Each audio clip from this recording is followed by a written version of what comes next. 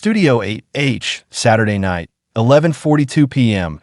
Cameras locked on the weekend update desk. Cue light green. Band still riffing on Kenan Thompson's intro vamp.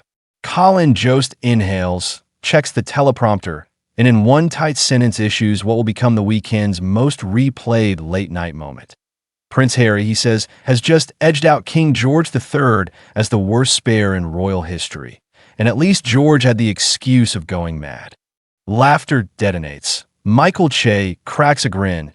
In the 6-minute segment that follows, equal parts media indictment, pop culture obituary, and roast travels faster across social feeds than any clip since Tina Fey's Sarah Palin.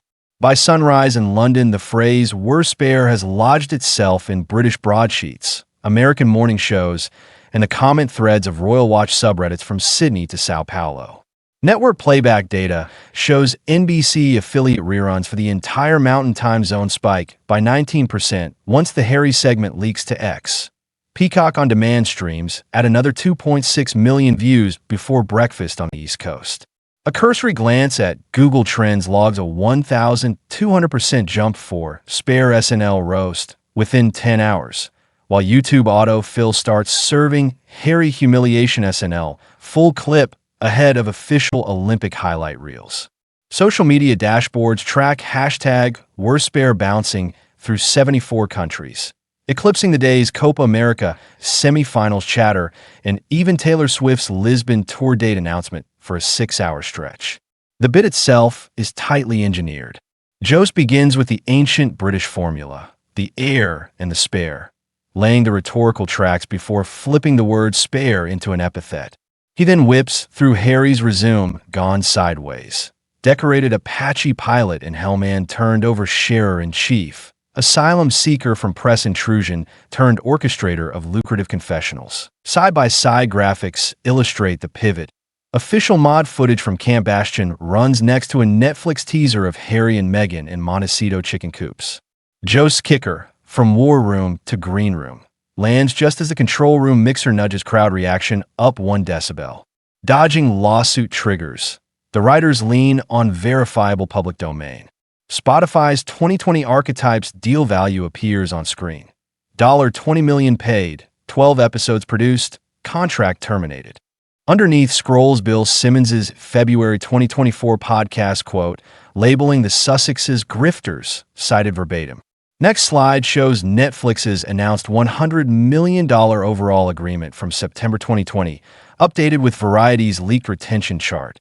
Binge completion for the 6-part Harry and Meghan doc sat 28% below platform average by Q4 2023.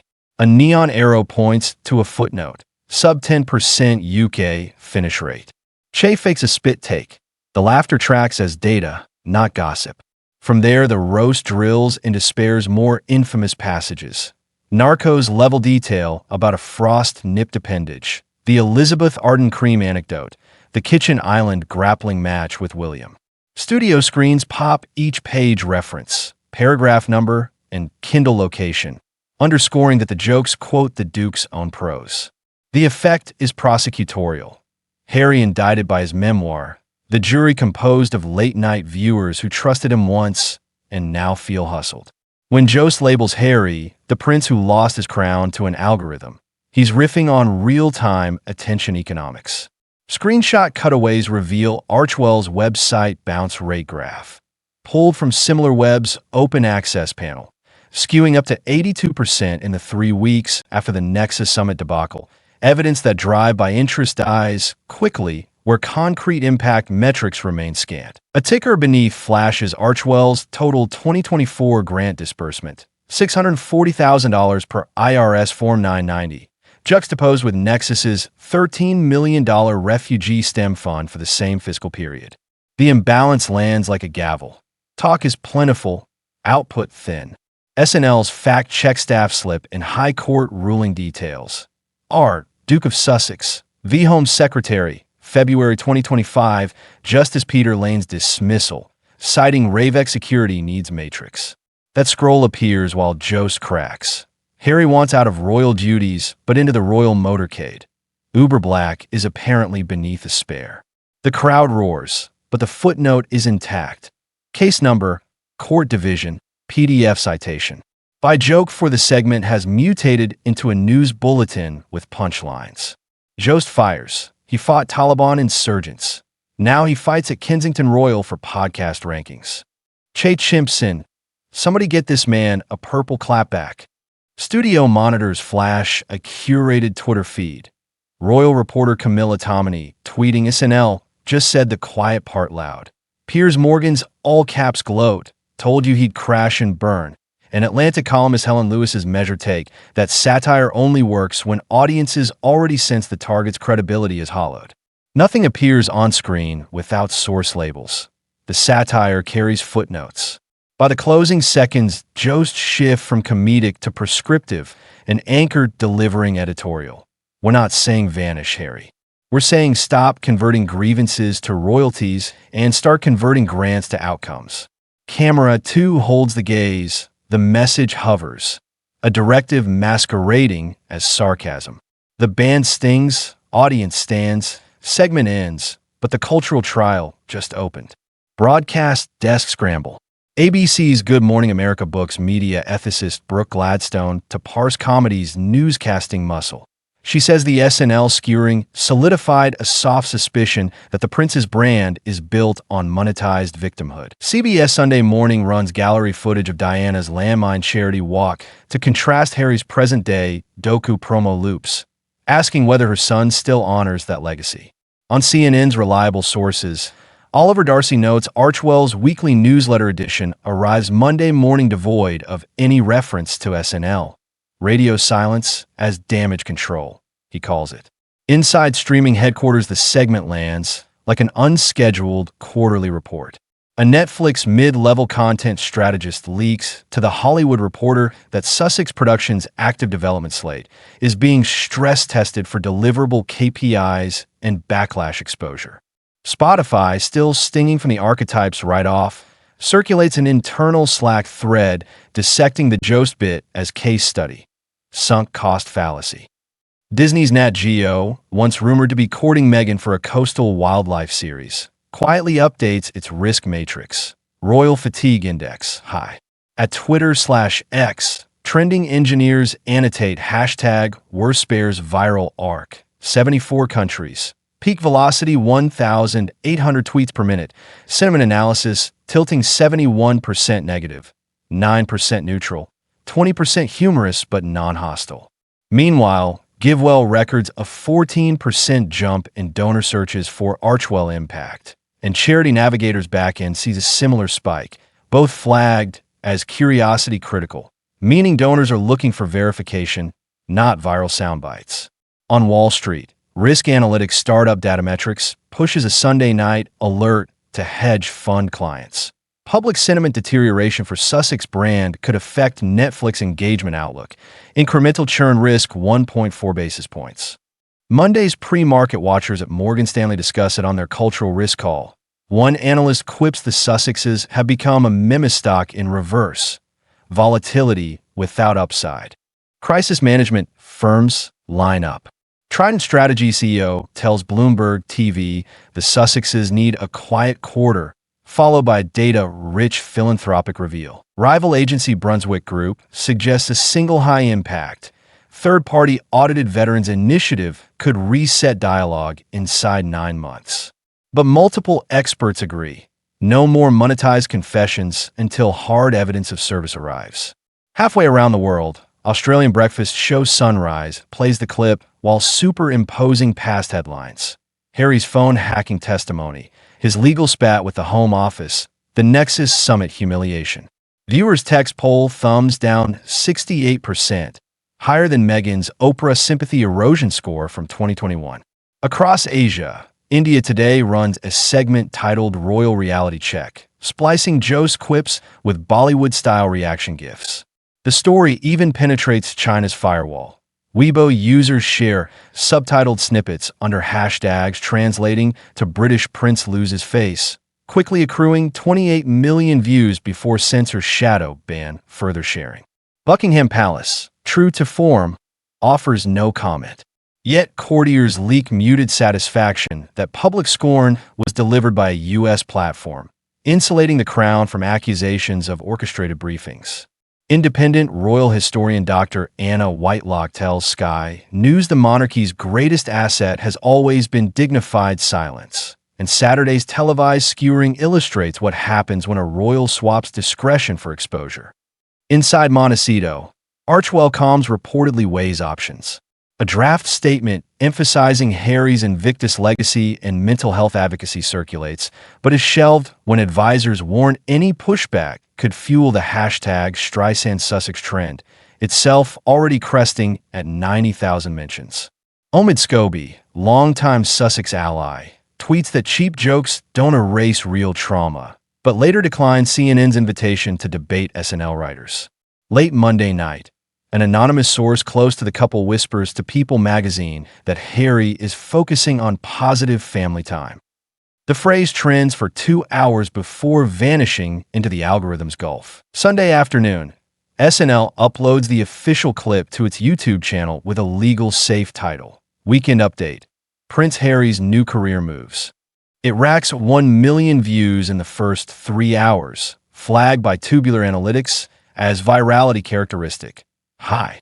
Comment moderation auto filters slurs, yet thousands of posts remain, many riffing on Joe's call for deeds over drama. YouTube's real-time map shows clusters in Ontario, Auckland, Lagos, and Buenos Aires. Royal commentators compare the moment to Tina Fey's Palin, Dan Aykroyd's Jimmy Carter, even John Lovitz's Dukakis. I can't believe I'm losing to this guy, noting that permanent reputational dents occur when comedy condenses complicated skepticism into a single catchphrase. For Harry, Worspare may join that lexicon. Advertising agencies take note. A leaked WPP media by DEC advising consumer brands warns against controversy-adjacent ambassadors, citing Sussex social sentiment volatility. LVMH marketing managers reportedly postpone exploratory talks for a philanthropic tie-in with Meghan's American Riviera Orchard brand. Target, having eyed a limited edition jam rollout, freezes discussions pending public disposition metrics. Internal jargon for will this turn into shelf poison. Academic circles pounce. Harvard Kennedy School Shorenstein Center circulates an upcoming workshop title, Confessional Capitalism and the Royal Brand. SNL as cultural arbiter. Columbia Journalism Review commissions a Media Watch essay on overshare fatigue. Meanwhile, the University of Southern California's Annenberg School begins compiling a case study for their PR strategy syllabus. Timeline from Oprah interview to Spotify flop to Nexus Summit meltdown to SNL climax. Political cartoonists have a field day. The Times of London sketches Harry dangling a microphone shaped like a parachute, captioned Unwanted Air Support. The Washington Post's Ann Telney draws a gaping Netflix logo swallowing a crown. Even France's Charlie Hebdo fires a typically irreverent cover. Harry chasing euros spilling from spare while Meghan shouts Vite the Wi-Fi.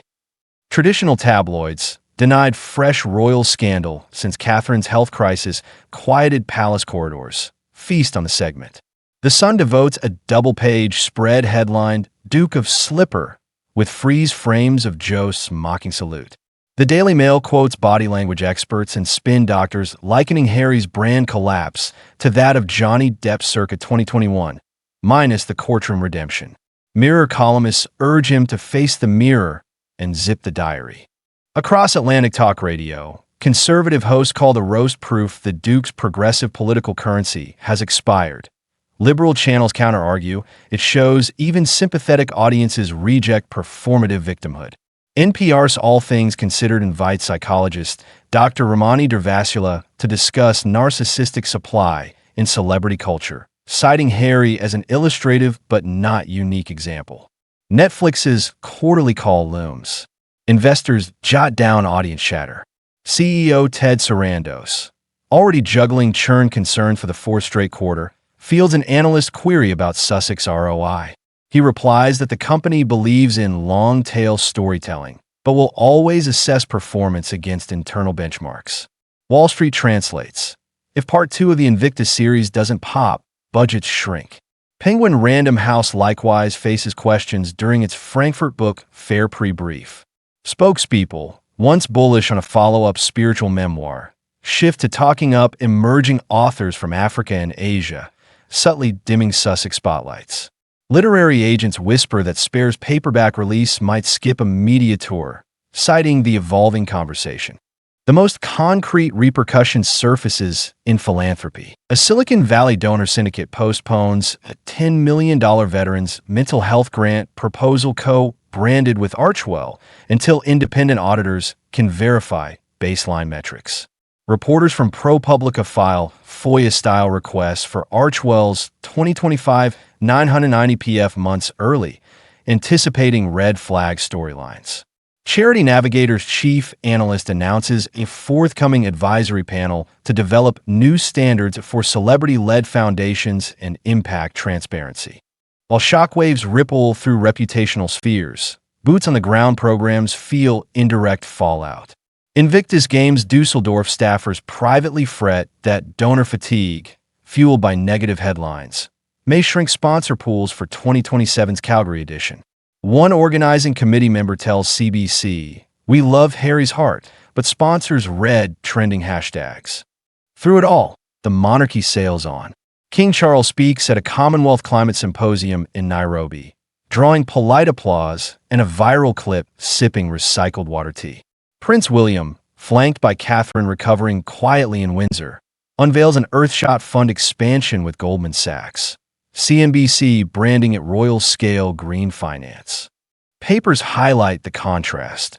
Working royals delivering service metrics while the non-working Duke spars with comedians. 3 weeks after the SNL broadcast, Archwell reemerges with a press release. A $2.8 million partnership with the Trevor Project to expand 24-hour crisis texting across 5 new countries. The release includes target outcome numbers, third-party auditing pledges, and a statement from Harry, but no Meghan. Journalists note its sterile tone. No personal anecdote, no Netflix teaser. PR experts call it a tentative step toward deeds over drama, but some donors wonder if it's reactive optics. Hard metrics follow. 30 days post-announcement, Trevor Project's board chair tells Axios the program is on schedule and fully funded, but declines to attribute additional private donations directly to Archwell's involvement. A Reuters mid-year charity tracker ranks the move as moderate impact, outsized publicity, leaving room for improvement. Meanwhile, Lorne Michaels hints during an Emmys red carpet gag that Prince Harry would be welcome at the update desk anytime, if he brings receipts. The line lands online, sparking speculation of a potential cameo, part apology tour, part brand revival. Crisis consultants even game plan how Harry could self-deprecate without triggering NDA landmines. But until a production date locks, the suggestion floats like speculative vapor. Back in Santa Barbara, drone images of the Sussex estate capture new solar panel arrays and an outdoor therapy horse paddock, fueling rumors of a forthcoming docuseries on equine PTSD treatment.